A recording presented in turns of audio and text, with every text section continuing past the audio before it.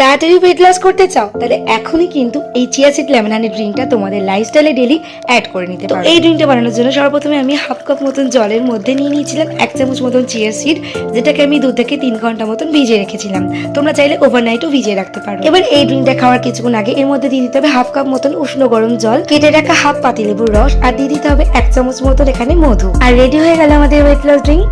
এবার এই ড্রিঙ্কটা খাওয়ার 8 থেকে 1 ঘন্টা বাদে কিন্তু আমরা ব্রেকফাস্ট করে নেব। আজকের ব্রেকফাস্ট আমি তোমাদের সাথে শেয়ার করব হাই ফাইবার যুক্ত একটা ওটস রেসিপি। প্রথমে একটা বোলের মধ্যে নিয়ে নেব 1 কাপ মতন ওটস আর কিছু ড্রাই ফ্রুটস আর ওটস আমি মিক্সিং জারে পাউডার বানিয়ে রেখেছিলাম। সেই পাউডারটার মধ্যে কিন্তু আমার চিয়া সিড মিক্স করাই থাকে, তো সেই 2 চামচ আমি পাউডার এখানে ইউজ করেছি।